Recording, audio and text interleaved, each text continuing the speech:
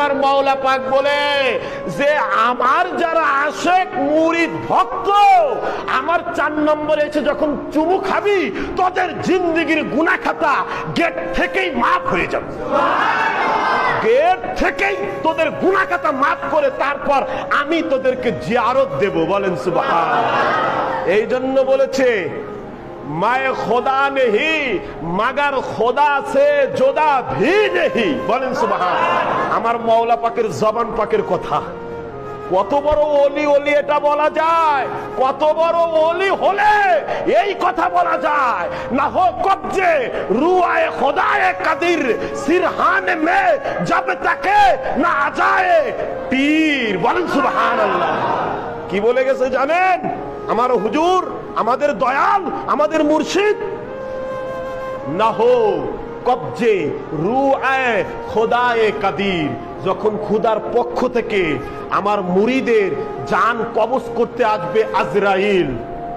না হো কবজে রুআয়ে খোদায়ে কাদির সিরহান মে জব তাকে না আজায়ে পীর।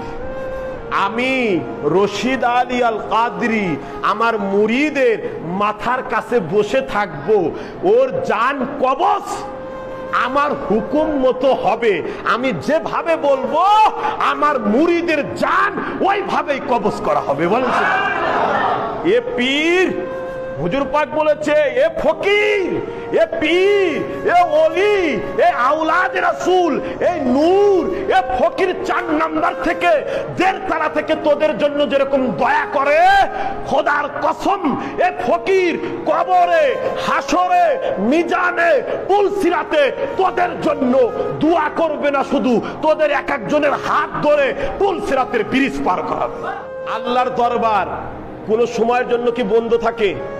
আপনি মনে করবেন আমার আপনার দোকান একটা নিয়ম আছে, 10টা থেকে রাত 9টা বা সন্ধ্যা ক্লোজ।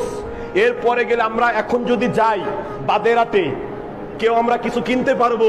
সবাই জানি যে একটা নিয়ম আছে, দোকান মার্কেট বন্ধ। আবার কালকে গেলে পাবো, কিন্তু ওই নিয়মের পরে গেলে পাবো। কিন্তু আল্লাহর দরবারে কি এমন কোন নিয়ম আছে যে এখন আল্লাহর কাছে চাওয়া যাবে না? আল্লাহ বলছে এখন আমার দুয়ার দরজা বন্ধ, এরকম কোন আছে? আল্লাহর দরবার মানুষের জন্য কিয়ামত পর্যন্ত খোলা। নবীর দরজাও কিয়ামত পর্যন্ত। আরে এটা তো দোকান, এটা তো দরবার, এটা তো ঘর। নবীর দরবার যদি বন্ধ না থাকে, আল্লাহর ঘর যদি বন্ধ না থাকে, 4 নাম্বার পাকের ঘর মুরিদের জন্য 24 ঘন্টা মাওলা পাক খোলা রেখেছে। আরে মুর্শিদের পাবা না, বড় মালিক পাককে বলল মাওলা আপনি তো সব সময় জিয়ারত দিতে পারেন না, থাকেন না।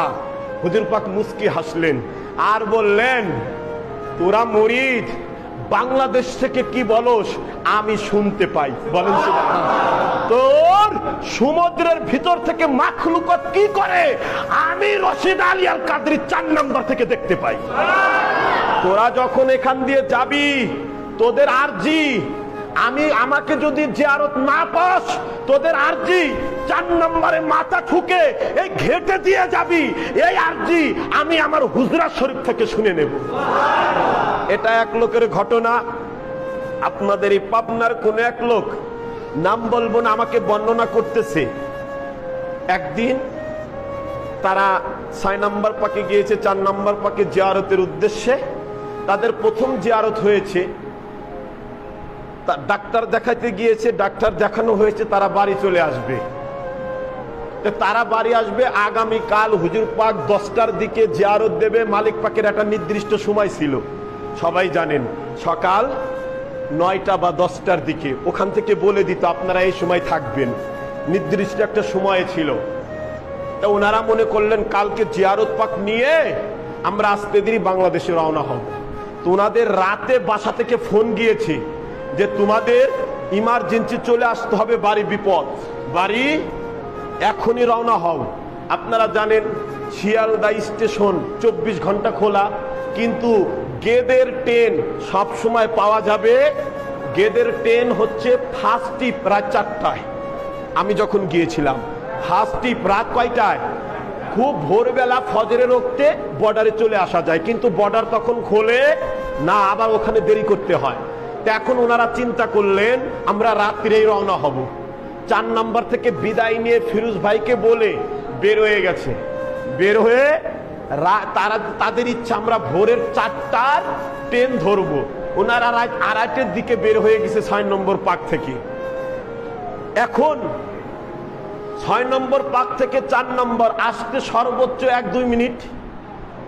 যখন 6 নম্বর থেকে বের হয়েছে মনে মনে ভাবতেছে মাওলা চলে যাব, নিয়ত ছিল আগামীকাল আপনার চেহারা মুবারক জিয়ারত করে যাব, তো আমাদের তো বিপদ মাওলা, আমরা তো এখনই চলে যাব, চলে যাচ্ছি, বেয়াদবি মাফ করবেন। এই কথা বলতে বলতে বলতে বলতে 4 নম্বরের গেটের সামনে চলে আসছে। আমরা সাধারণত পীর ভাই কি করি, গিয়ে চুমু খায়, আসার সময় আবার সালাম সেজদা চুমু করে বিদায় নেই। যখন ওনারা চলে আসলেন রাত তখন প্রায় 3টা, ওনাদের বর্ণনায় 3টা বাজে, ট্যাক্সি আসতেছে, ট্যাক্সি রিজার্ভ করেছে।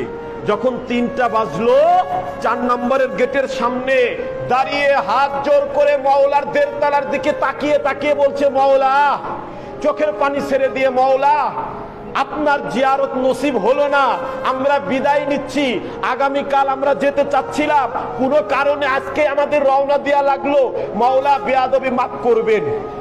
বলে বলতে দেরি রাত 3টার সময় বড় মালিক পাক 4 তলার যে 1.5 তলার জানালা খুলতে দেরি না। রাত 3টার সময় জানালা খুলে বলতেছে তোরা চলে যাচ্ছিস, আমি জানি তোরা যাবি। হুজুর পাক শেষ দেখাই দিলেন, বললেন যে যা ভালো মতো যাস, তোরা ট্রেনে যাবি। বলে ওই রাত 3টার সময় মাওলা পাক জিয়ারত দিয়ে দিল। এটা হচ্ছে মনের নিয়ত, ইশকের প্রেম, আশেক আর মাশুক। মুর্শিদের যে যেভাবে ডাকবে মুর্শিদ তাকে সেভাবেই সাড়া দেবে, সাড়া দেবে। এটা আবার নিজেকে বোঝা লাগবে যে মুর্শিদ সাড়া দিছে, তার মনের মধ্যে ব্রেনের মধ্যে যখন নাড়া দেবে সে মুর্শিদের জন্য ছুটে যাবে। বলেন সুবহানাল্লাহ।